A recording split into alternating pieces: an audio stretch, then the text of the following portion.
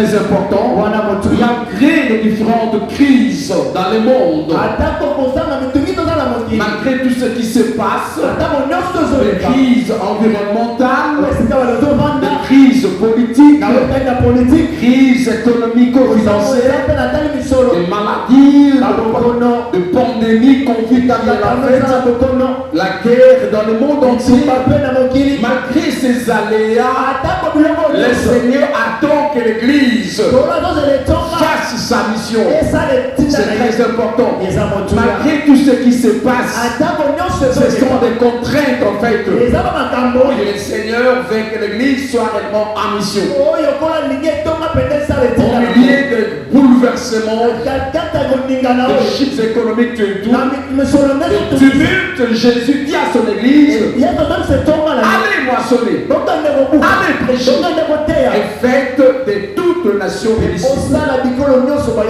Là, c'est en fait, nous sommes dans le livre de Matthieu chapitre 28, verset 19, où le Seigneur donne l'ordre suprême d'aller faire des nations du monde. Dans Marc 16, 15, allez, prêchez la bonne nouvelle à toute la création. Ça c'est très important. Là c'est l'évangélisation. Vous savez, c'est un peu dichotomisé. C'est le deux blocs. D'une part, il y a l'évangélisation. L'Église doit quitter le cénacle, la chambre haute, après avoir prié pendant 10 jours de 120, être investi de la puissance de Dieu. Après être investis, après ils sont descendus pour aller à la rue. C'est là la moisson maintenant. La moisson, ce n'est pas dans les 4000. La moisson, ce n'est pas dans le temple. Dans le temple, c'est le cénacle. C'est l'endroit de formation où nous sommes équipés. On vient être outillés. Après être investis, on doit quitter le cénacle. Aller dans la rue, aller dans le quartier, aller dans le commune, aller dans le ville et village. C'est là la moisson où Dieu nous attend pour que nous arrivions à moissonner. Et ça c'est très important. C'est comme c'est là que à la Pentecôte on a vu les 120 sont sortis de là et bien prêchant la parole à des milliers de gens, les juifs de la diaspora qui étaient venus célébrer la fête de la Pentecôte. Et à cause de la Pentecôte, de l'investissement de Dieu, la puissance de Dieu en fait, 3000 âmes furent gagnées. C'est la moisson. C'est la moisson. C'est pour dire, depuis la Pentecôte, le Seigneur a inauguré la saison de la moisson. Dis après moi, la saison de la moisson. Comment?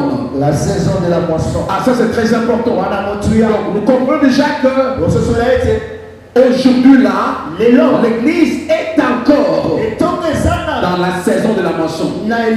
Et la saison a commencé depuis la Pentecôte. Elle finira à l'enlèvement.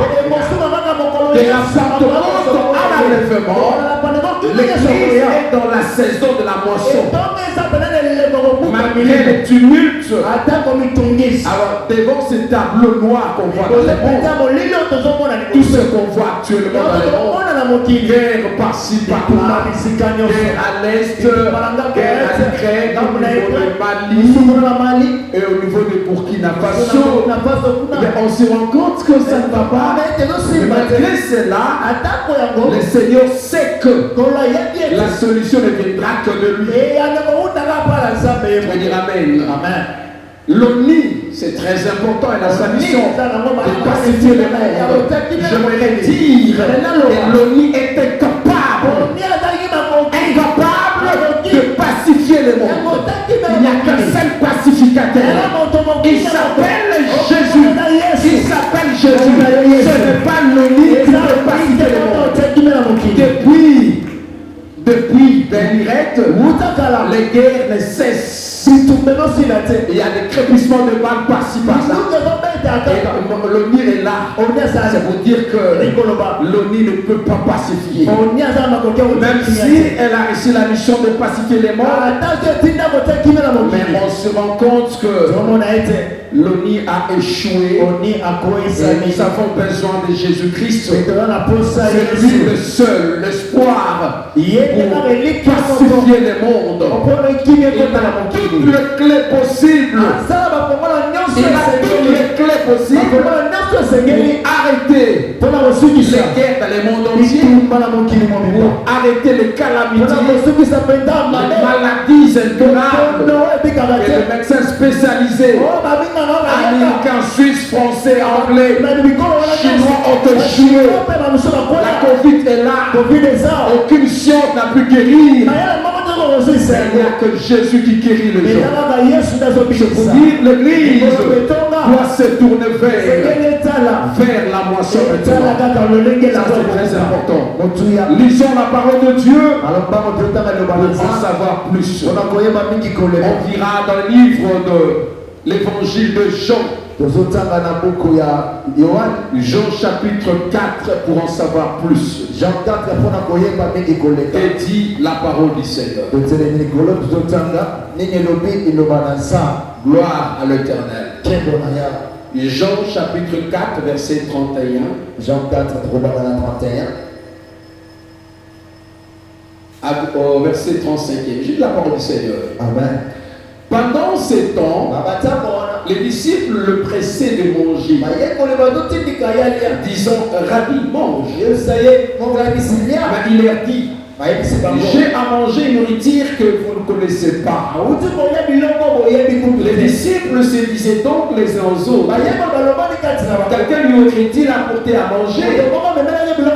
Jésus leur dit, ma nourriture est de faire la volonté de celui qui m'a envoyé et d'accomplir son œuvre. Il ne faut pas qu'il y ait encore 4 mois jusqu'à la moisson. Voici, je vous l'ai dit, levez les yeux et regardez les champs qui déjà blanchissent pour la moisson. 36e, celui qui moissonne reçoit un salaire et amasse de fruits pour la vie éternelle, afin que celui qui sème et celui qui moissonne se réunissent ensemble. Je prends également Luc chapitre 14. Je vais lire la parabole des conviés. Luc 14, 15 à 24. 15 à 24. Gloire au Seigneur. Un de ceux qui étaient à table après avoir entendu ces paroles dit à Jésus, heureux celui qui prendra son repas dans le royaume de Dieu. Et Jésus lui répondit, un homme donna un grand souper, il invita beaucoup de gens. À l'heure du souper, il envoya son serviteur dire aux conviés, venez car tout est déjà prêt. Mais tous unanimement se mirent à s'excuser. Il lui dit, j'ai acheté un champ et je suis obligé d'aller les voir. Excusez-moi. Un autre dit, j'ai acheté 5 paires de bœufs. Et je veux vous essayer. Excuse-moi, je te prie. Et l'autre dit, je viens de me marier. C'est pourquoi je ne puis aller. Le serviteur de retour rapporta ces choses à son maître. Alors le maître de la maison irrité dit à son serviteur, va promptement dans le place et dans le rue de la ville. Amène ici les pauvres, les estropiés, les boitiers. Le serviteur dit, maître, ce que tu as ordonné a été fait. Il y a encore de la place. Et le maître dit au serviteur, va dans le chemin, dans les lots des haies, et ce que tu trouveras contraint les afin que ma maison soit remplie. Car je vous l'ai dit au camp de ces hommes qui avaient été invités n'écoutera des mensonges. Acclamons la parole de Dieu. Acclamons la parole de Dieu. Merci. Gloire au Seigneur. Nous voulons cheminer dans la même direction, partant de notre thème. Et le sous-thème de ce matin est intitulé L'Église ointe et investie de la puissance du Saint-Esprit pour accomplir sa mission. Je réponds, l'Église ointe et investi de la puissance du Saint-Esprit pour accomplir sa mission. Gloire au Seigneur. Alors, pourquoi nous voulons parler ce matin de ce thème en fait? Je crois vous avoir dit la fois passée que Dieu n'a aucune bouche que la bouche de l'Église. En fait, l'Église est la bouche de Dieu. C'est par l'Église que Dieu peut parler au monde entier. Et quand je dis l'Église, je ne vois pas le bâtiment, je vois de personnes qui sont. Nous sommes le pied de Dieu. Dieu n'a pas d'autre pied pour que l'évangile entre dans le ruse et réel. L'homme constitue le seul instrument idéal de Dieu. C'est toi. C'est toi, ça dit moi. C'est toi, nous sommes les instruments que Dieu a trouvé idéal, souhaitable pour la propagation de l'évangile. Dieu ne va pas utiliser un ange ni un animal, mais c'est l'homme que Dieu a choisi pour prêcher sa parole. Alors, qu'est-ce qu'on poursuit comme objectif dans cet enseignement de ce matin? Nous voulons en fait, à travers ce message, mobiliser tout le chrétien de la communauté de se lancer dans la grande moisson, la grande mission de la moisson des âmes perdues. C'est très bien. C'est pas un nouveau sujet en fait. Nous sommes en train de réitérer ce message pour que nous comprenions en fait la valeur intrinsèque, la valeur de ce message qui constitue en effet la priorité des priorités du message. On peut prêcher la délivrance, on peut prêcher la prospérité. Le premier message de Dieu ce soir, c'est l'évangélisation. Quand on est sauvé pour sauver les autres. On doit aller gagner. Dieu nous a gagnés pour que nous gagnions les autres également. Ce message vise à mobiliser chacun.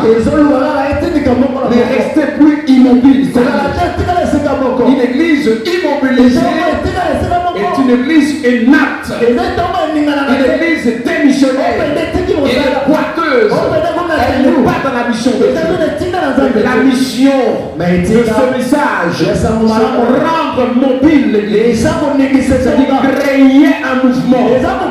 L'église en mouvement, l'église en marche. Nous devons entrer en marche, aller vers les âmes qui sont perdues dans le monde. Il y a une grande masse à l'extérieur. Il y a un grand peuple qui ne connaît pas Dieu, qui croupit encore dans la misère, dans le péché. Nous, on a besoin de mobiliser. C'est toi que Dieu veut mobiliser pour entrer dans la grande moisson des âmes qui sont avec nous dans nos familles, dans nos parcelles, dans nos rues et ruelles, dans nos quartiers à venir, au lieu de travail, au marché, là où nous sommes, bref, dans nos milieux ambiants. Ils sont là, les apperdus. ne sont pas cherchés en Chine. Ils ne sont pas cherchés en Afrique du Sud. Ils sont là avec nous. On vit avec des empêches. Et Dieu veut te mobiliser. Que tu aies maintenant un regard de Dieu. Un regard missionnaire. Deuxième objectif, c'est quoi? Nous voulons motiver.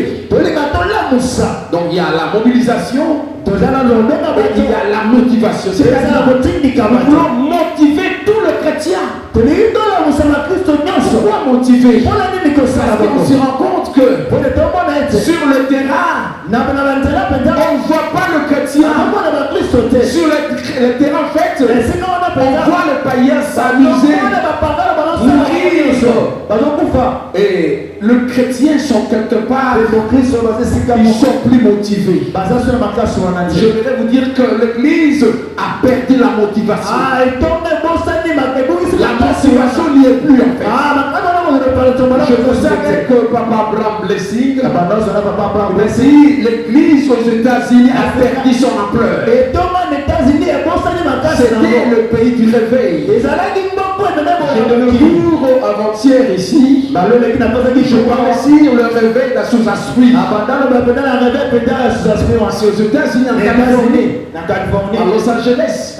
C'est là où il y avait un homme de Dieu très puissant. Le pasteur William Joseph Seymour. En 1906, Dieu utilisera pour le réveil pentecôtiste un homme de feu, un fireman afghan. Après lui d'autres mouvements de réveil. Actuellement, on ne voit même plus les missionnaires américains. Hier, on voyait Papa Telesmore. Le don de Dieu qui descendait chaque saison. Actuellement, on a remarqué qu'il y a l'arrêt missionnaire. L'arrêt missionnaire veut dire que, en fait, la marche là, la motivation, c'est pas que l'argent qui manque. L'Amérique a l'argent. Il y a des grands-parents, des pères de femmes qui sont là. Mais la motivation n'y est plus. Et les gens sont versés dans les affaires. Et c'est ça le déclin. On sent réellement qu'aujourd'hui en Afrique, on sent dans les églises.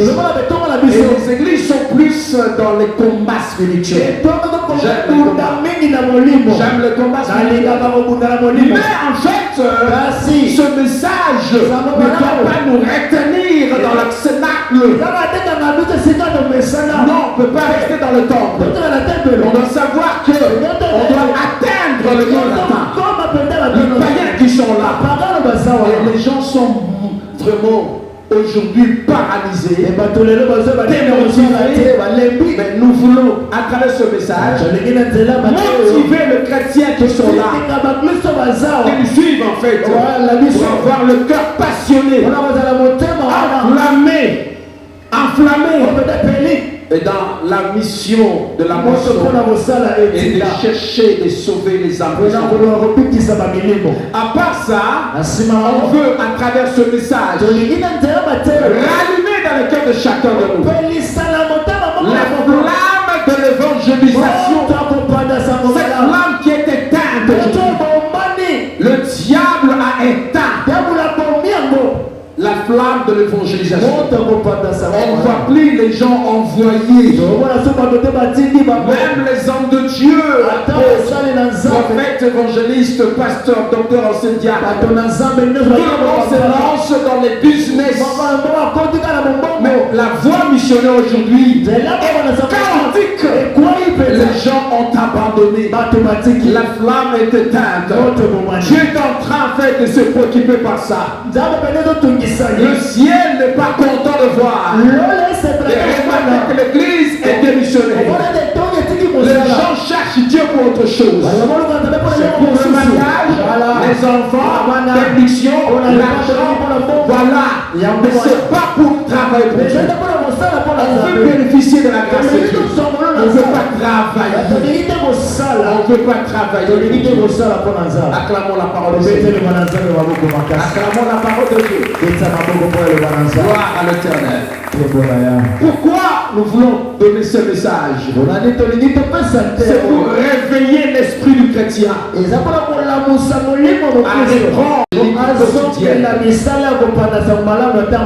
faire de l'évangélisation sa préoccupation, son fardeau.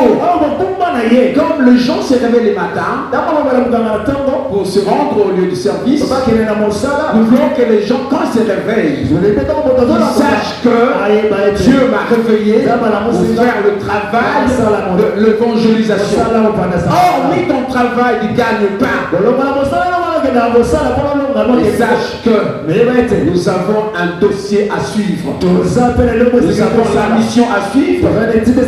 C'est quoi la mission? C'est gagner les imperdits. Dis après moi, gagner les imperdits. Je vais vous dire, regardez-moi s'il vous plaît, regardez-moi. Regardez-moi. Dis après moi, la mission c'est gagner les imperdits. Non, vous ne parlez pas bien.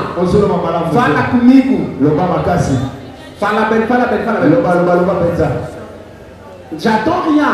La mission de gagner les âmes. Okay. Je verrai que ça commence déjà à vous préoccuper. C'est ça. Je ne veux pas que ça soit une théorie que je vais annoncer comme super philosophe moi. Super philosophe. Je n'aime pas la philosophie. Je ne suis pas un juriste. Et je donne la parole de Dieu. C'est la parole du Seigneur. C'est ça la parole de Dieu. Et ça doit nous préoccuper. Ça doit nous engager dans la volonté de Dieu. C'est la raison pour laquelle nous sommes là. Et ça c'est très important. Le ciel n'est pas content de l'église actuelle. Je dis sincèrement, Dieu n'est pas content de nous. Dieu n'est pas content de nous. Dieu est content de nous. On peut adorer Dieu, c'est vrai. Mais si on ne répond pas à cette mission, on est perdant. On est perdant. On peut construire des temples. Christ n'a pas laissé un temple. Il a laissé une église. Il y a une différence entre une église et un temple. Nous sommes l'église, ça c'est le temple. Et Dieu a plus besoin des âmes de construire des églises. C'est très important. Donc là, ça doit être notre préoccupation. Vous savez ce que l'apôtre dit?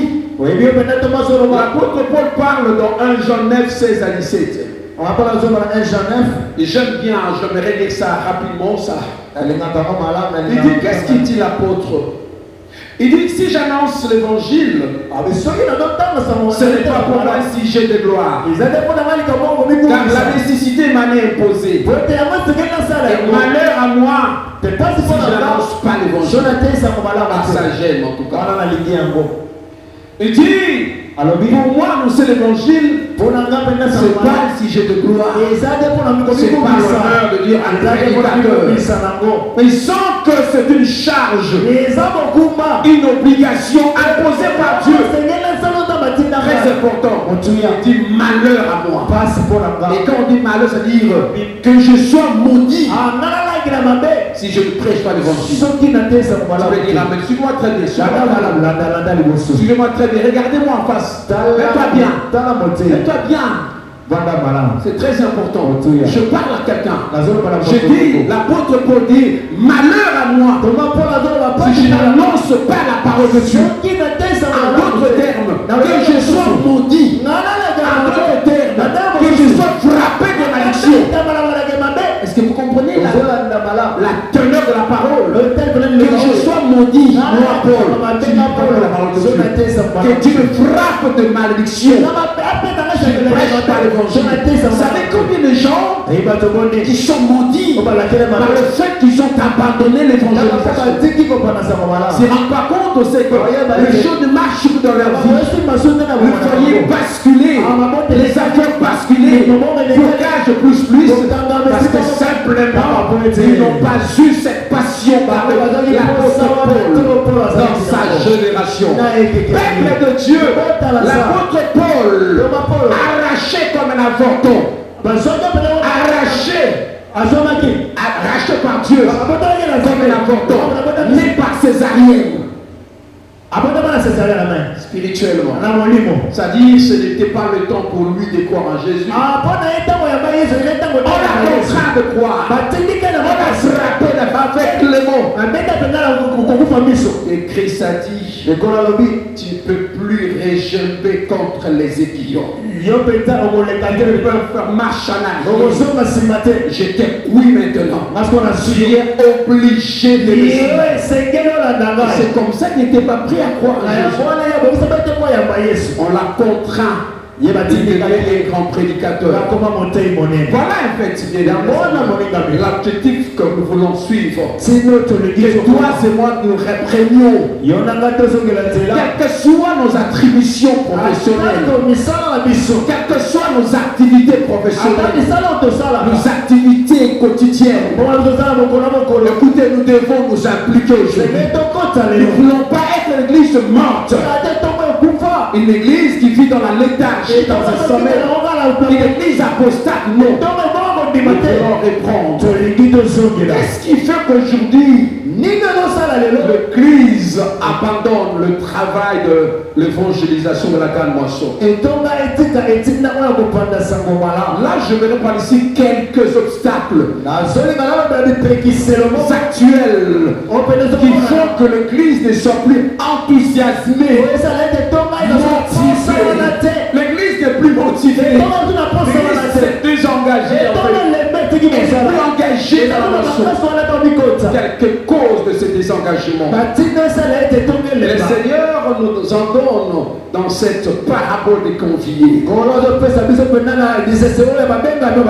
fait, un homme donna un grand festin. Il invita beaucoup de gens. Par invitation, nous suivirons de là le verbe appeler. Il invita, c'est-à-dire il appela. Il appela beaucoup de gens. Le grand souper peut symboliser la moisson. La moisson faite. Et là, on a invité, on a appelé des moissonneurs. Les gens ont reçu l'invitation, l'appel. Et je vois en fait l'église. Gloire au Seigneur. C'est en fait une parabole qui illustre le Seigneur qui a invité l'église. À l'heure du souper de la parole de Dieu, il va envoyer son serviteur pour rappeler aux conviés. Et c'est l'heure, tout est déjà prêt. C'est le temps maintenant de festoyer, de célébrer. C'est le temps de la moisson. Mais malheureusement, quelle grande surprise en fait. Tous unanimement s'est mis à s'excuser. Tous. Ceux-là qui étaient invités au festin, personne n'était disponibilisé. Personne n'avait le temps pour venir. La grande moisson souffre aujourd'hui. La mission de l'évangélisation souffre aujourd'hui. Voilà la réponse. Le premier, ça c'est une catégorie de personnes. Le premier, c'est-à-dire la catégorie première de gens, un groupe de gens qui répond en disant ceci: j'ai acheté un champ. Je suis obligé d'aller le voir. Acheter un champ en fait, symbolise un business, une affaire. C'est en fait les hommes d'affaires, les travailleurs qui ont l'amour du travail. Dieu aime bien le travail. Dieu aime son travail. Dieu n'aime pas le paresseux. Ne faites pas de ton travail un obstacle pour répondre à la paix de Dieu. Je dis à ceux qui me suivent à notre YouTube, apôtre, prophète, évangéliste, pasteur, docteur, diacre, chantre, ne faites pas de ton travail, de ton gagne-pain, un obstacle pour répondre à la mission de Dieu. Dieu veut que tu travailles. C'est question de planifier ton temps. Mais il n'est pas avec fait ne pas déconsidérer ni mépriser le travail de Dieu pour privilégier ton travail de. Et c'est là où Dieu va te montrer. Tu vas travailler et manger le pain de sueur. Parce que simplement, tu n'as pas honoré Dieu. C'est ça le grand problème. Donc cette catégorie de personnes, en fait, c'est ceux hommes d'affaires, des travailleurs. Deuxième, on dit, j'ai acheté 5 paires de bœufs. Je veux les essayer. C'est encore l'entrepreneuriat, les entrepreneurs, les hommes qui sont censés faire l'argent. L'argent c'est bien, je dis là. L'argent c'est bien, mais lorsque l'argent devient ton Dieu, c'est maman.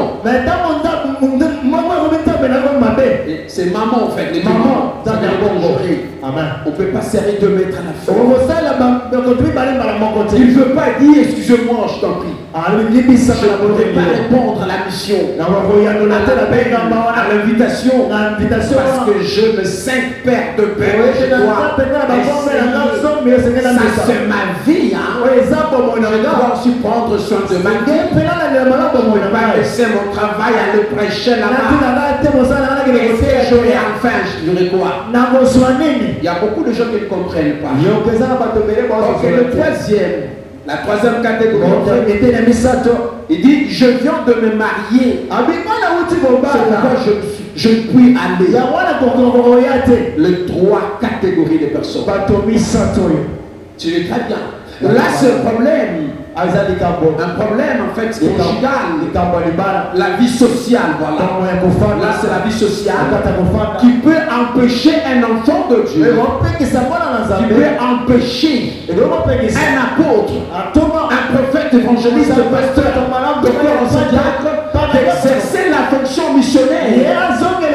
Je vis autant de Dieu dans le monde qui sont bloqués à cause simplement d'un mauvais choix, d'une mauvaise orientation. Un mauvais mariage peut entraver la mission.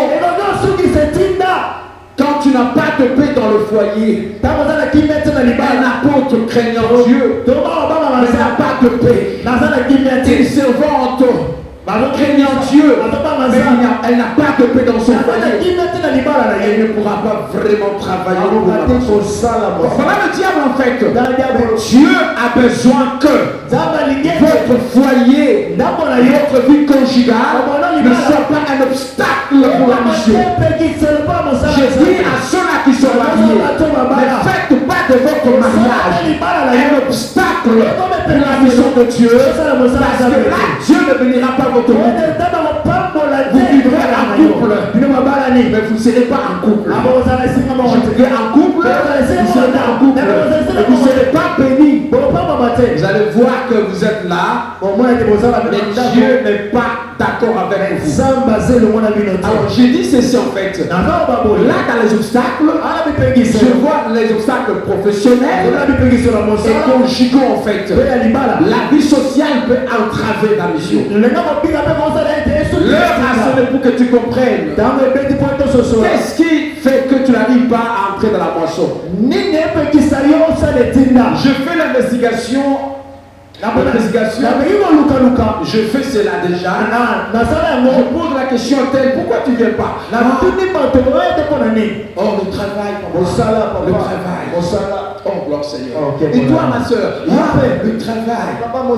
Oh, mais est-ce que vous êtes en train d'accuser votre travail? Et étant donné que Dieu vous attend dans la moisson, Dieu vous attend au festival, mais vous posez pour argumentation. Le travail que tu m'as donné, parce que tu demandais à Dieu le travail. Alléluia. Tu demandais à Dieu quoi? Tu demandais à Dieu un fonds de commerce. Tu as reçu un fonds de commerce. Tu as commencé à travailler. Tu as reçu un emploi. Malheureusement, tu dis à Dieu le travail que tu m'as donné. Je t'ai servi. C'est un contraste. Comment dire à Dieu que le travail que tu m'as donné, et Dieu va t'accueillir pour dire, Dieu va ôter ce travail. Et tu vas rester en chômage. Tu vas honte d'aller demander à Dieu le travail. Parce que le travail t'empêche à servir. Écoutez, frères et sœurs, soyons sages dans cette génération. Des hommes intelligents. J'aime une église intelligente. Tu peux dire Amen. Acclamons le Seigneur un peu. Acclame le Seigneur et tu me suis. Tu me suis. Pour que tu comprennes ce que Dieu veut te parler. Là, je pasteur, je travaille pour te payer les dîmes, c'est bien. Prendre aussi sont de votre ministère, c'est bien. C'est bien. Mais si en fait, vous faites ou pas, c'est que Dieu vous a demandé. La distraction, le divertissement, et ça vous prend tout le temps. Non, Dieu n'est pas un bébé à dorloter. À dorloter. Non, c'est pas pour dorloter Dieu.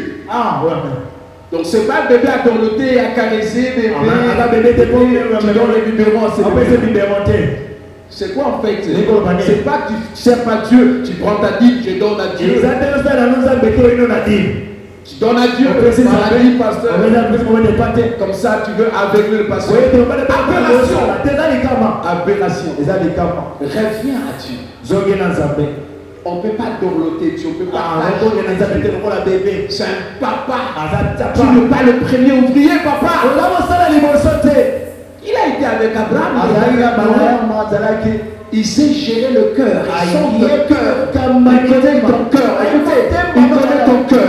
Il connaît ton cœur. Il connaît ce que tu es, papa. Il te connaît mieux que moi. Il a la balance pour savoir là où se trouve le trésor de ton cœur. Il y a des gens dont leur trésor c'est pas l'église. Le trésor de leur cœur c'est pas l'église. C'est ailleurs. Quand tu viens au temple pour c'est un devoir sacerdotal. Le trésor c'est ailleurs. Là où se trouve ton trésor, là où se trouve ton cœur. Si ton trésor n'est pas en Dieu, alors ce malheur est toi. Malheur à toi, ma soeur. Malheur à toi. Alors c'est pour dire en fait, le Seigneur a dit aux apôtres, pendant qu'ils s'entretenaient avec la femme samaritaine, et ils avaient faim, et Christ avait soif, elle a demandé de l'eau parce qu'elle avait aussi faim et soif à la fois. Et les apôtres avaient compris, sont allés chercher de quoi manger. Et le Seigneur restera avec la femme samaritaine. À leur arrivée, ils ont proposé à manger au Seigneur. Il dit Seigneur, mange. Mange avec faim. Et le Seigneur ne voulait pas manger.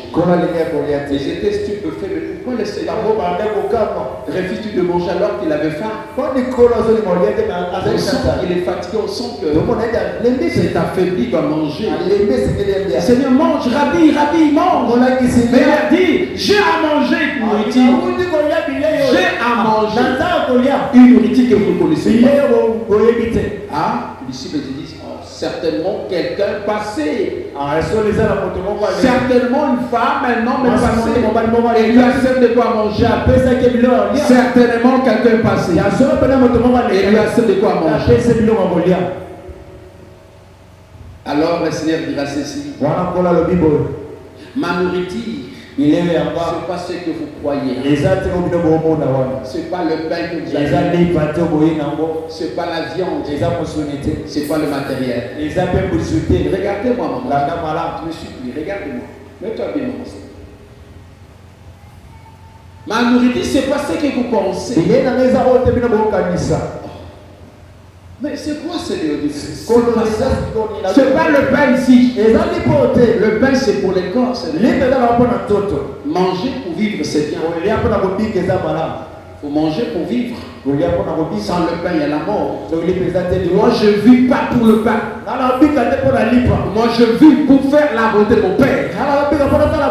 Ma nourriture, c'est quoi? C'est de faire la volonté de celui qui m'a envoyé et d'accomplir son œuvre. Ah bon? Ah bon? Quelle est son œuvre alors?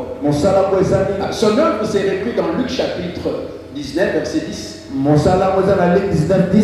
Son œuvre, c'est qu'en fait, j'ai dit, il dit, car le Fils de l'homme est venu chercher et sauver ce qui était perdu. Voici son œuvre, voilà. Il dit, voilà, je suis arrivé ici et je dois faire la volonté de Dieu et d'accomplir en fait son œuvre. C'est quoi son œuvre? Je suis venu chercher et sauver ce qui était perdu. Il savait ça. Il savait la mission pour laquelle le Seigneur lui a envoyé sur la terre. Et les gens ne sont pas distraits par rapport à la mission. Mais qui n'ont pas la mission de Dieu. Malgré toutes nos préoccupations, nous avons une durée de temps sur la terre. Je vis des hommes que tu avais appelés. Pierre était appelé après un certain moment. Pierre est mort. Pierre est mort en fait. L'église a commencé à l'an 33 et l'apôtre Paul a été appelé. À l'an 67, l'apôtre Paul est mort. C'est pour dire qu'il a fait son travail. Il a dit, j'ai combattu les bons combats et j'ai gardé ma foi.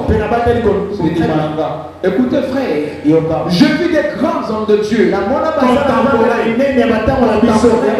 Je vis tellement souvent prêcher à Brazzaville, à 2002, il tremblotait là. C'est la vieillesse. Il a prêché la parole de Dieu. Je vis des hommes de Dieu puissants. Je vis Béni-In. Je vis Renard Bonquet à 91 sur la terre Sainte-Thérèse. Il prêchait la parole. Je vis autant d'hommes de Dieu. Idaosa, Ben Sandaosa. L'archibishop nigérien. Je vis Timi Yoshua.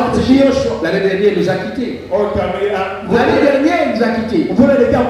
Écoutez, je vis dans autant d'hommes de Dieu. Nous avons une vie qui est limitée. Écoutez, homme de Dieu.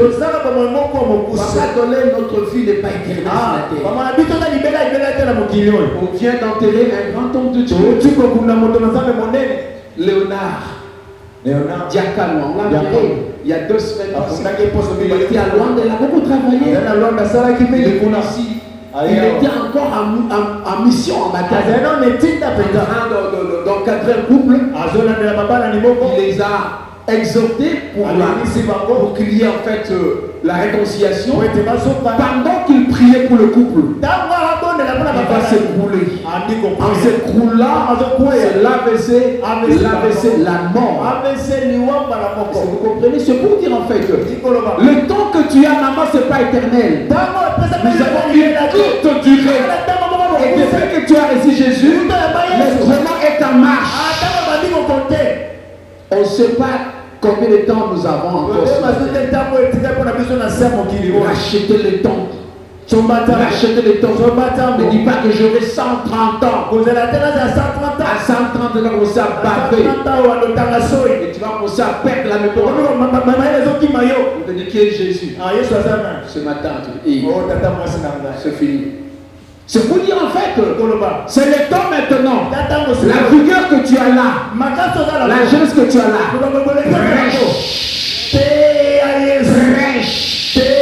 prêche jusqu'à la fin. Papa Kelane est là. L'année passée, il a prié pour moi. J'étais là, on était là, le 4 janvier. Il m'avait invité dans une réunion. Il dit, Elmena, tu viens. Il a prié pour moi. Il prêche encore la parole de Dieu. Regarde sa voix. Il a 92 ans. Il prêche encore la parole de Dieu. Toi, tu as une trentaine d'âge. Tu as vieilli pourquoi? Parce que tu as perdu contact avec le Saint-Esprit. Tu es tombé comme ces hommes ici de toi. Celui qui s'est marié n'a pas le temps pour Dieu. Le mariage est une bénédiction. C'est pas un obstacle pour que tu abandonnes. Le travail, c'est une bénédiction. Le travail, c'est une bénédiction. Pourquoi ton travail devient l'obstacle? Tu n'as pas d'excuse, mon frère, ma soeur. Tu n'as pas d'excuse, ma soeur. Tu peux avoir autant d'argumentation. C'est nul et zéro devant le Seigneur. Reviens à Dieu, s'il te plaît. Reviens à Dieu, apôtre. Toi, tu travailles maintenant dans une entreprise. Et depuis que tu as été engagé, tu travailles 16 heures du temps par jour. Parce que tu vises acheter une grande villa quelque part. C'est bien, mais là, si tu abandonnes Dieu, tu vas échouer. Tu mourras avant que tu n'achètes la parcelle. Reviens à Dieu, apôtre. Dieu nous attend. La notion de la mission divine, c'est très importante. Le Seigneur nous envoie différentes couches. La notion de la moisson, c'est quoi en fait? Jean 4, 31, 35. Moissonner, c'est en fait quoi? Recueillir, récolter. La moisson est déjà mûre. La moisson, c'est quoi? Le champ de Dieu. C'est le monde. Malgré ce qui se passe, le monde a sorti de la parole de Dieu. Et c'est le temps que l'Église entre dans le monde pour gagner les âmes qui sont prêtes. Qui sont ces gens qui sont ciblés par le Seigneur? Le type d'âme à gagner dans la moisson. Nous avons plus ou moins 5 types de personnes à gagner de la moisson. Le premier type, nous avons gagné qui? On doit aller vers le païen. Il y a pour moi le païen. Est-ce qu'il n'y a pas de païen dans ta famille? Il n'y a pas de païen, tu as vérifié très bien. Si pas dans ta famille, dans la parcelle, il n'y a pas un païen, tu crois? S'il n'y a pas, si tout le monde est sauvé, dans la temps de parcelle, il n'y a pas de païen. Vérifie encore, s'il te plaît. Ne faisons pas ce travail de Dieu à la légère. Dieu a besoin des experts. Quand vous êtes devant un juriste, vous sentez la ténacité. Vous sentez qu'il est sincère, engagé. Quand tu veux travailler, qu'il fait devant ça, un avocat, vous sentez la façon dont il parle. L'art de convaincre, l'art oratoire. On ne sent pas l'art oratoire aux enfants de Dieu. L'art de convaincre, on ne sent pas ça. C'est le temps maintenant que nous puissions. Les païens sont là. Deuxième type, le athées. Il y a des païens qui croient qu'il y a Dieu. C'est pas mon problème. Mais il y a des athées qui disent que Dieu n'existe pas. Ne parlez pas de Dieu. Il y a des philosophes comme cela qui ne croient pas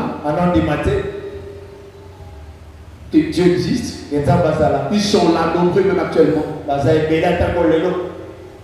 Jean-Paul Sartre, philosophe. Descartes, philosophe. Socrate, philosophe. Ils sont là. Aristote, philosophe. Ils ne croyaient pas. Ce sont des athées. Ils sont là. Tu vois un papa là, depuis que tu le connais, tu ne l'as jamais vu, ne fût-ce que sur le chemin des chrétiens. Il est là tout le temps en train de lire des livres, Il y a des lunettes comme un savant là ici. Et ne crois pas que Dieu existe. C'est notre cible également. C'est ton oncle, ton cible, c'est ton. À part les athées, il y a les rétrogradés. J'aimerais te dire, mon frère, nous avons un grand travail avec les apôtres, les prophètes, évangélistes, pasteurs, anciens diacres, le chantre rétrogradé. Ils deviennent incrédules parce qu'ils avaient goûté la parole de Dieu. Ils étaient dans le Père du Saint-Esprit. Ils ont prié en larmes. Ils ont vu les merveilles de Dieu. Mais ils se sont effondrés. Ils sont sans confession aujourd'hui. Ils sont nombreux en Europe. Beaucoup de Français ne prient plus. Et même des Belges, des Hollandais. Ils sont devenus rétrogradés. À vous parler de Jésus, oh, arrêtez-moi avec ça. Je connais, moi je suis converti. J'étais. J'avais prêché devant lui. Il commence à siroter son vin, à siroter son whisky, à prendre, c'est pas moi, c'est pas les gens de la drogue. Autant de chrétiens sont tombés dans la drogue. Et pas seulement la drogue, mais autant de choses. Prier pour eux, ça devient une corvée. La flamme est encore là, mais écoutez, frères et sœurs, de fois c'est pas ta mère, ta femme, de fois ton père est rétrogradé. Essaye de le rappeler la parole de Dieu. Avant de rétrograder, les apostats sont devant nous. Qui sont les apostats? Ce ne sont pas des rétrogradés. Plus que rétrogradés. Plus que même. Parce qu'ils connaissaient bien Jésus. Il y a des apôtres. Il y a des prophètes, des évangélistes, des pasteurs, docteurs, enseignants, qui sont apostats. C'est-à-dire ils ont régné leur foi. Ils ont abandonné. Ils sont dans la cabale. Ils sont dans l'occultisme. Tout pasteur occulte est un apostat. Il a régné sa foi. Et son sort c'est l'enfer. Pas voir une grande église mais si Christ n'est plus comme centre, c'est l'enfer. Ce sont là nombreux d'hommes de Dieu, des chrétiens qui sont aujourd'hui, qui se sont apostasiés. Et cinquième type de personnes, ce sont des croyants, des religieux, non chrétiens. Entre autres, chez nous ici, les religions traditionnelles, le kimbanguisme. Ils ne sont pas des chrétiens. Les kimbanguistes sont des kimbanguistes. Est-ce que tu me suis? Il y a des années, j'étais encore trop jeune, je prêchais sur l'avenue au Pala. Je crois que j'étais avec mon frère Pamphile. Et nous sommes entrés dans une parcelle. On dit, bon, nous voulons prêcher la parole de Dieu. Oh non, nous sommes de centre, nous sommes de centre. Je ne comprends même pas. Nous sommes de centre. Quel centre? Centre pédiatrique. Quel centre? Je n'avais pas compris. Ils nous ont refusé, chassés. C'est après que je suis le centre d'accueil Ils ne sont pas des chrétiens. Ils ne sont pas des chrétiens. Alors si tu as un parent kimbanguiste, sachez qu'il n'est pas sauvé, il ira en enfer. Tous les kimbanguistes, si vous serez sans Jésus, sur l'enfer. Tous les gens des églises noires, les gens de BDK, vous irez à l'enfer. Avant qu'ils se répondent. C'est pas si polémique en fait, c'est la vérité. Je prêche que la parole de Dieu. Ils n'ont pas Jésus. Les gens qui prient chez Taonda, ils seront tous en enfer. À moins qu'ils se répandent. C'est ça la parole de Dieu. On n'a plus à mettre d'eau dans le vin, c'est pas là. On doit dire rien que la vérité. Tout le musulman qui n'ont pas Jésus, ils vont l'enfer. Est-ce que vous comprenez? Tous ceux qui se couvrent la main de après leur sacrifice, ils vont l'enfer. Donc ce sont des cibles. Ce sont des cibles qu'on doit toucher. Ils sont non atteints. Ils sont non atteints. Non, ils sont non atteints. Et maintenant le gagner. L'église doit tourner les yeux vers la moisson et non ailleurs. Nous sommes investis pour entrer dans la grande moisson. Ça c'est très important. J'aimerais que vous compreniez la nécessité de moissonner les âmes. Pourquoi l'église doit-elle s'engager à la grande moisson? Parce que premièrement, cela fait de la grande priorité de Dieu. Là au ciel présentement là, si je peux utiliser les termes humains, le souci, un terme humain, la préoccupation de Dieu là au ciel, les soucis de Dieu, c'est voir toute la terre être sauvée. Toute la terre être sauvée. Il est en train d'user sa patience. Et ce qu'il attend que l'église s'engage. Où est cette église chrétienne? Elle s'est dissoute. Comme le sel dans l'eau. Même le sel laisse quand même la saveur. On ne sent même plus la saveur de l'église. Elle est devenue dégoûtante de l'église. Quand l'église, arrêtez-moi cette église. Arrêtez-moi de faire. Les pasteurs, les avons tués. Voilà. Nous sommes dégoûtés. Dégoûtés. Et quand le sel perd sa saveur, ça ne sert plus à rien qu'à être foulé au pied. Et nous sommes aujourd'hui foulés au pied par les gens. Quand je suis pasteur d'hier, un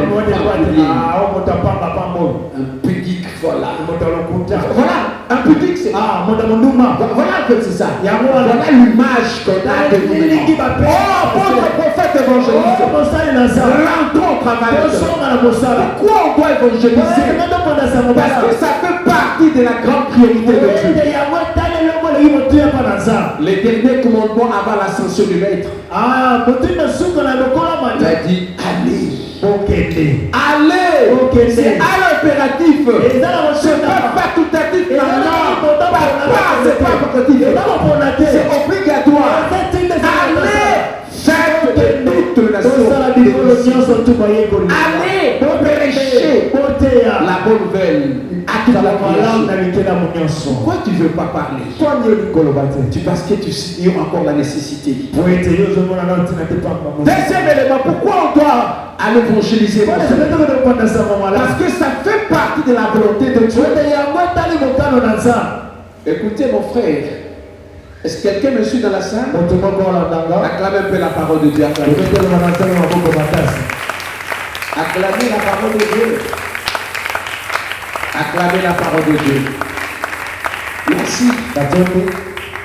Est-ce que aimeriez-vous accomplir sa volonté, oui ou non? Est-ce que maman, tu comprends qu'au-delà de ta volonté, il y a aussi celle de Dieu? Au-delà de la volonté de ton patron, il y a aussi celle de Dieu. De ton mari, il y a aussi celle de Dieu. Si ton chef t'empêche d'évangéliser, tu peux les désobéir. Si ton chef t'empêche à évangéliser, tu peux les désobéir. C'est la parole de Dieu. Si ton mari t'empêche à évangéliser, tu peux les obéir.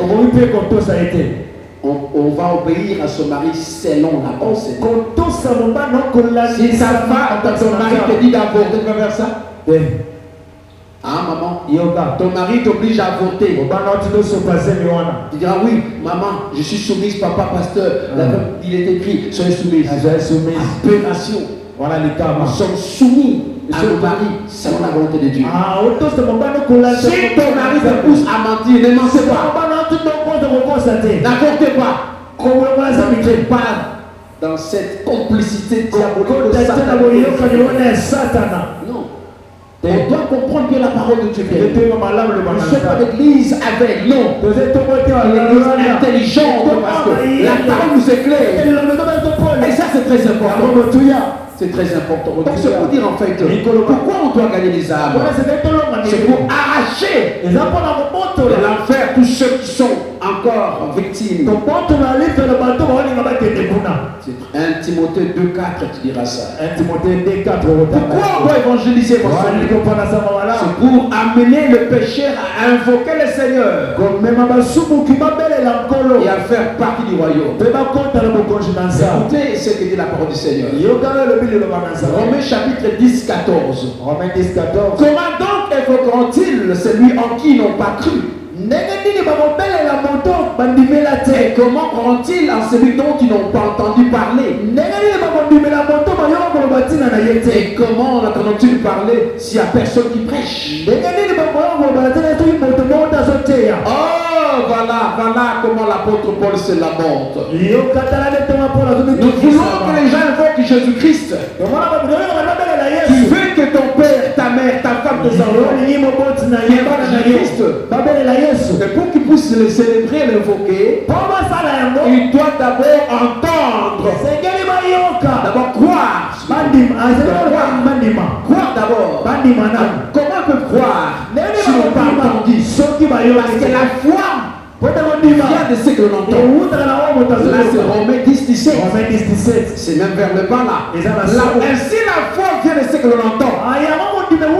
Et ce que l'on entend vient de la parole de Dieu. Si ces gens n'ont pas entendu la parole de Dieu, ils ne pourront pas croire. Et s'ils n'attendent pas la parole de Dieu, parce que personne ne parle. Et ça, c'est trop dangereux. Personne ne prêche la parole de Dieu. Écoutez, tu parles beaucoup. Tu parles beaucoup quelque part. Tu as l'art oratoire. Mais tu ne sais pas parler de Jésus. Tu ne sais pas parler de l'amour de Dieu révélé en Jésus-Christ. Je ne sais pas dire à quelqu'un Dieu t'aime. Tu n'as pas le temps pour ça. Parce que ça ne paye pas financièrement. Selon toi, j'aimerais te dire le grand travail qui paye mieux que toutes les activités professionnelles, c'est l'évangélisation. On peut te payer 1 million. Tu peux être chef d'État. Tu gagnes des milliards, c'est rien. C'est lui qui prêche l'évangile. C'est lui qui annonce la parole de Dieu. La Bible dit, verset 15, qu'ils sont bons le pied de ceux qui annoncent la paix. Et ceux qui annoncent des bonnes nouvelles. Romains 14, 15. Dieu te comblera de grâce. Toi, tu n'as pas le même salaire financièrement que le chef d'État. Mais tu représentes quelque chose dans le Seigneur. Et c'est que Dieu te donnera, c'est au-delà. Tu auras le centuple sur la terre. Et là au ciel, tu auras la vie éternelle. Prêche la parole de Dieu. Il y a un salaire pour chacun de vos sauveurs. Il y a un salaire, maman, mon frère, ma soeur. Il y a un salaire. Dieu va te rémunérer. Isaac, Michel, écoutez, c'est le temps, Moïse, de prêcher la parole. C'est le temps, maman, de s'élever. Le Seigneur nous a déjà investi. On doit moissonner pour sauver les gens qui sont perdus. Là, nos familles sont là.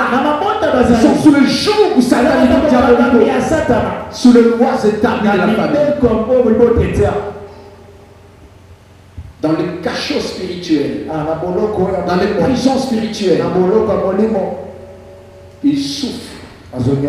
Mais il n'y a pas de prédicateur. Alors c'est pour dire en fait, comprenant la nécessité, l'importance de moissonner, d'arracher, d'évangéliser, nous voulons donner quelques stratégies en fait. Les clés stratégiques de la moisson. Les clés stratégiques. Les clés. quelques clés stratégiques pour une moisson efficace. Les 7 clés divines pour une moisson efficace, rentable et durable.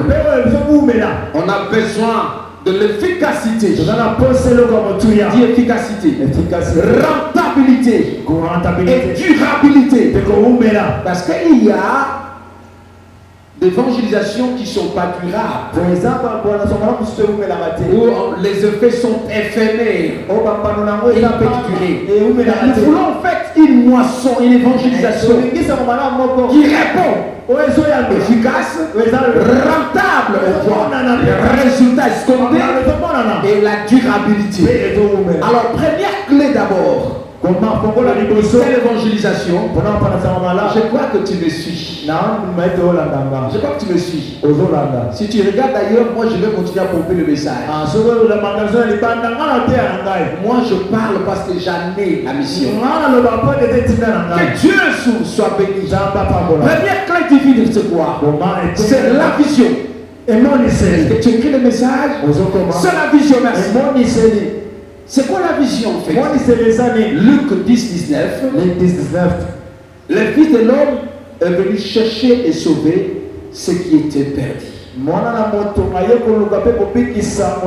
frères et sœurs, une moisson, une évangélisation sans vision, elle n'a pas un soubassement. Elle n'a pas un fondement, une fondation. Et tout ce qui n'a pas une vision, c'est une ambition. C'est une imagination. C'est un désir. Non.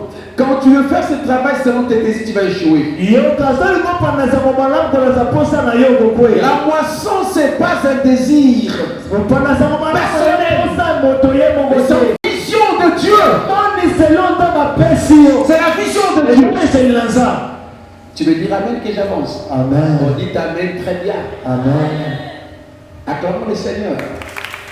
Acclamons le Seigneur. Très bien, très bien. Acclamons le Seigneur. Vous acclamez le Seigneur, merci. La vision, en fait, nous révèle la pensée parfaite de Dieu. Celui qui a la vision du Christ, il a le projet de Dieu. Il sait que ce qu'il fait n'est pas de sa volonté. Ça ne vient pas de moi. Je suis simplement un exécutant. La vision vient du Christ. Ne sois pas distrait. Vous savez, lorsque un chrétien considère que évangéliser, bon, je fais ça quand je l'ai temps, quand je l'ai temps. C'est pas quand tu veux. C'est une obligation. C'est une charge. C'est un travail, maman. Quand tu vends, ça va pour gagner. Dieu attend que tu puisses transmettre la parole de Dieu. Ma fille, quand tu travailles là, c'est très bon. Maintenant, Dieu veut t'engager avec l'art oratoire que tu as d'annoncer là où tu travailles d'abord. C'est le milieu ambiant. Et tu n'as pas le temps d'aller au marché. Là où tu es au barreau, ce barreau-là, c'est là ton champ. La vision que Dieu t'a donnée là. Vous savez, si les juristes si les procureurs généraux est gagné, de la République est gagné, si le ministre de justice est gagné, le ministre de justice est gagné, si la justice est acquise, la nation sera élevée. C'est-à-dire que votre environnement, en fait, c'est un environnement qui a besoin de l'évangile. Et la vision de Dieu, c'est quoi? Vous allez évangéliser les gens de votre race, les gens qui sont avec vous. Tu es au marché, alors là où tu es, tous ces gens-là, tu es professeur, prêche la parole de Dieu. Quand nous avons dit la fois passée, je fais 2 ans d'évangélisation à la télé de Victoire ici. 96, 98. 1996, frère. Et j'étais là. prédicateur. Et je évangélisais. On m'a donné un cours d'éducation chrétienne. J'ai demandé. Et je le fais de première année. En sixième. Mais c'était vraiment bénissant. Et j'ai des étudiants qui sont devenus des élèves, qui sont devenus des pasteurs, qui étaient gagnés là autrefois. Là où Dieu te place, tu as un salon de coiffure, tu as un salon de coiffure. Là où tu es, dans ton salon, c'est ton champ là. C'est là où Dieu te donne la beauté. Sa vision de travailler. Là où tu travailles, tu es fonctionnaire dans ton bureau. C'est là où tu vas consacrer. Tu es étudiant. Mais le travail de Dieu. L'auditoire, c'est là où tu dois travailler. Oser livre et lire les gens. Aller quelque part prier. Parler des choses. Tu n'as pas le temps d'aller quelque part parce que tu étudies. Mais là où tu es, annonce la parole. Et la vision. Celui qui n'a pas de vision, il ne voit pas ce qu'il va faire. La vision nous permet de voir ce qu'il faut faire.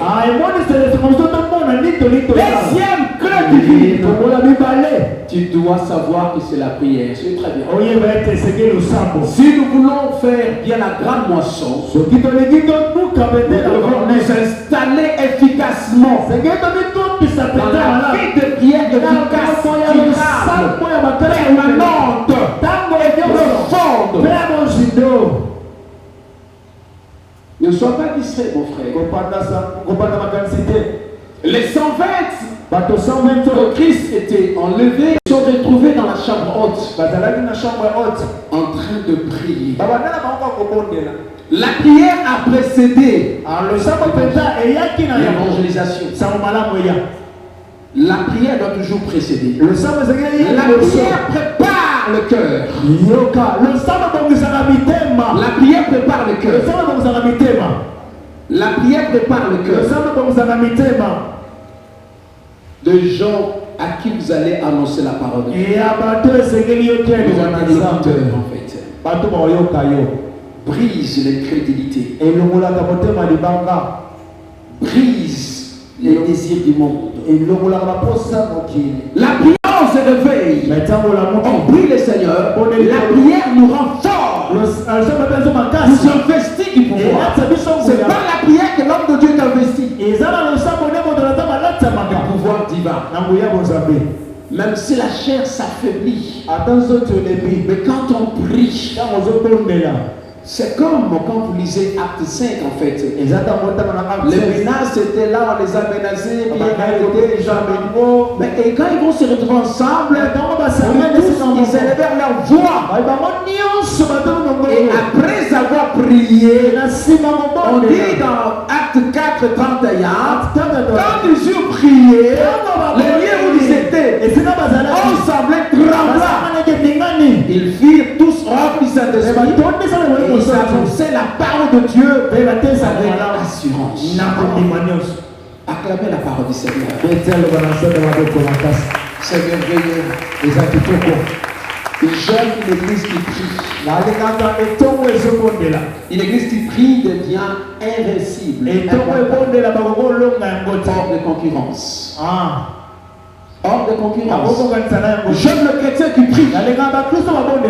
On doit prier. La prière nous fraye le chemin. Renverse les obstacles. La passion nous aide à braver les obstacles.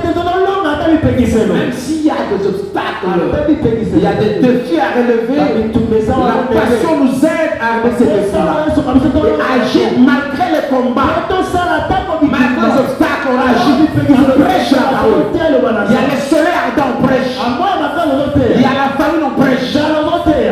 J'ai vu des gens qui on doit évangéliser. Ah papa, c'est pas encore le soleil. Si le chrétien a encore peur du soleil, il est parti du royaume.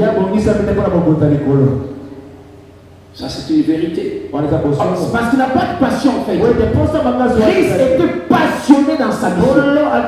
Il n'a pas vu les obstacles. Il n'a pas vu la honte, l'humiliation. Il sera nu à la croix.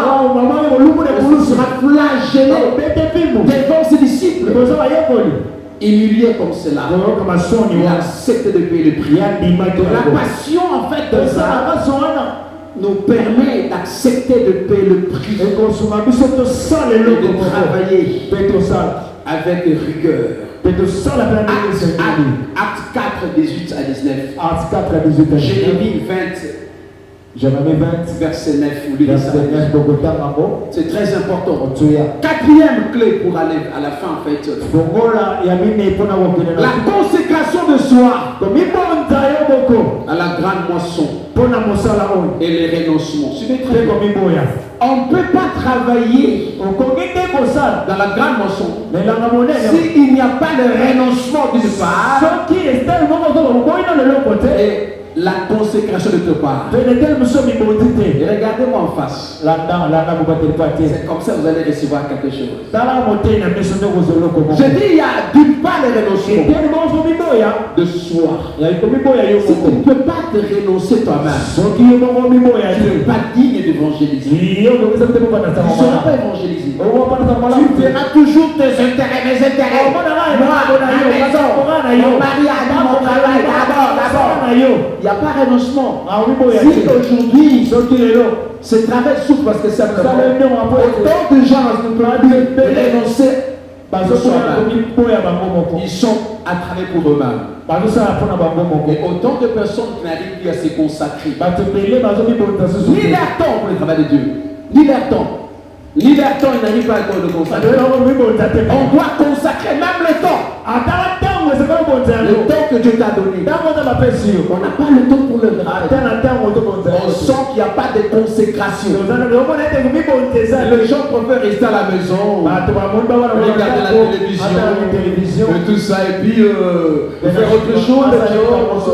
C'est ça l'aberration.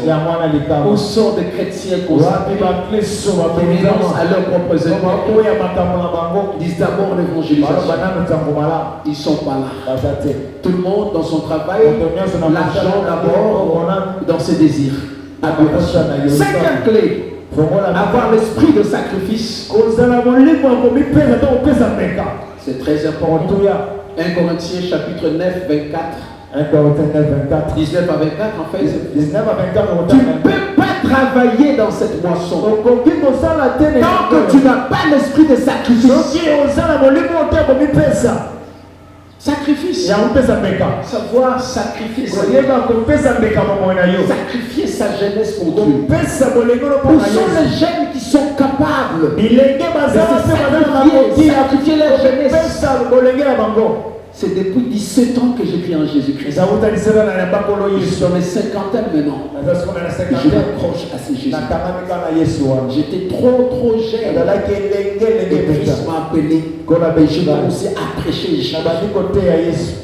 Et c'est merveilleux en fait. C'est mon travail à moi maintenant. C'est ma carrière à moi maintenant. Même je disais, oh docteur, tu veux devenir chef d'État. Je dis, distraction. Je dis la vérité. Oh non, on trouve que tu as toutes les qualités. Distraction. Le carte de ma mission. Mais là où tu pourras dire, j'en ai pas besoin. Je vais rester prédicateur. Et c'est ça ma mission. C'est que je maîtrise mieux, c'est ça. Je vais diriger un cabinet, c'est bon. Je vais diriger un cabinet. Je peux diriger un cabinet ministériel. J'en ai la compétence. Je ne veux pas en fait. Parce que c'est pas ça ma mission. Même s'il y a une opportunité, je dirais, c'est pas tout. Et l'esprit de sacrifice. C'est ça, c'est la planification. La planification, c'est l'élément qui manque beaucoup aux hommes de Dieu. L'Église n'a pas aussi un planning d'évangélisation. On a des programmes de réunion de maman, réunion de papa, réunion de jeunes, réunion, chorale, tout. Mais on n'a pas vraiment planifié pour l'évangélisation.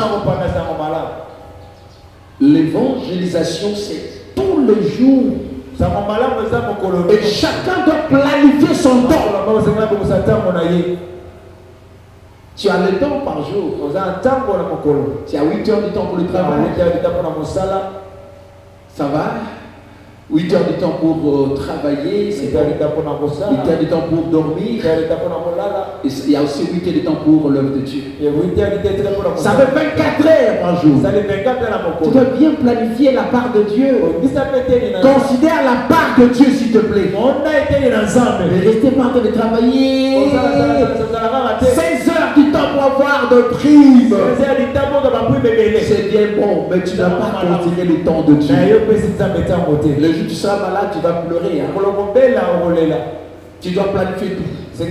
Commence à planifier. Je travaille de telle à telle heure, de 7h30 à 15h30.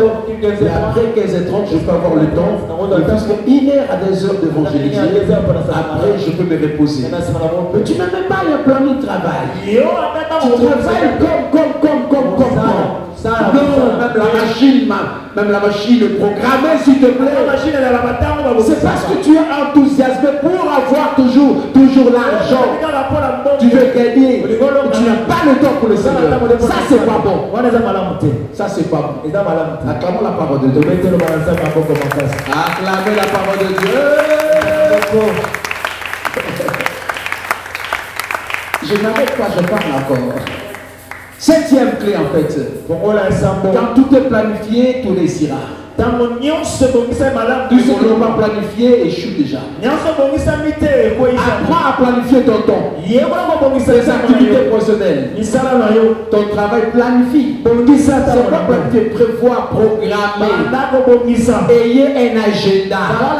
Ayez une montre pour savoir quelle heure. Et ayez aussi un calendrier. Il y a un monsieur, nous étions le 29 mai. Il dit à sa fille, demain il n'y a pas cours, hein? Parce que c'est les 30 juin. Oh. Et pourtant l'enfant savait que demain ils ont une interrogation générale. Il dit non, demain il n'y a pas cours, c'est les 30 juin. Ce n'est que le lendemain qu'il a su le matin. C'est que les 30 mai. Quelle aberration. Quelle aberration. C'est pas un enfant, c'est un papa. Je l'ai vu comme ça, il confessait devant moi. Pourquoi? Est-ce qu'il n'a pas un calendrier? C'est manquer la planification. Yaya et Yé un agenda. Combien ça veut dire déjà leur agenda?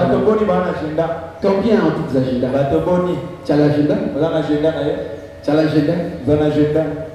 C'est le manque de planification. L'agenda nous permet de planifier nos activités quotidiennes, mensuelles, semestrielles, annuelles. J'aurai une croisade tel mois, c'est l'agenda. Je me prépare, j'aurai des moments de rêve, je me prépare. J'aurai le temps de. Je me prépare. Mais quand tu n'as pas un agenda, tu n'as pas planifié les choses. 7e, je veux le dire, c'est l'action maintenant. La clé, en fait, c'est quoi? Tu dois réagir à quoi? Nous ne sommes pas appelés à être des théoriciens, mais des praticiens. Dieu nous appelle à aller sur le terrain. Aller sur le terrain. On a planifié, on a prié, on a la passion. Enfin, on doit acquérir. Jésus avait tout planifié. Enfin, il va travailler. Il dit quoi à la fin? Tout est accompli. Tu veux dire Amen? Amen. C'est pas facile de me suivre. Hein? Je ne me laisserai pas dans vos caprices. Ok, c'est pour dire en fait, on doit entrer dans l'activité.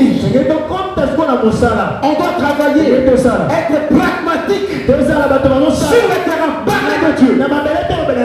On doit gagner cette rue avant que nous puissions nous déplacer d'ici. Chaque rue, chaque parcelle, je dire, connaîtra qu'il y a un chrétien. Il y a des chrétiens ici. On doit commencer par les gens de la parcelle ici. J'en ai commencé moi en fait. Entrée. Ces quartiers, c'est en fait le nôtre. Tu nous l'as donné pour que nous gagnions ce quartier. Ne sois pas distrait, je dis. Ne sois pas distrait. C'est l'heure de la conquête. Nous sommes des conquérants. On doit travailler. Et on doit passer aux actions. On a planifié, on a programmé, mais si tout s'arrêtait simplement en programmation et qu'il n'y a pas l'action, c'est nul. C'est l'action qui va déterminer. Le succès, ce n'est pas la programmation, c'est l'activité, l'action sur le terrain qui va déterminer que non, c'est... Ok, ça va. Et l'impact, la récompense, c'est pas sur la vision que vous avez, c'est pas sur la prière, c'est pas sur la passion, mais la récompense, c'est prorata de ce que vous aurez à gagner sur la travaille encore. Lève-toi, toi qui me suis, lève-toi, apôtre, prophète, évangéliste, pasteur, docteur ancien, diacre, lève-nous, rentrons maintenant à la grande moisson, travaillons. Ne nous laissons pas emporter par des excuses comme les gens de 14. Dieu a besoin. Que Dieu bénisse.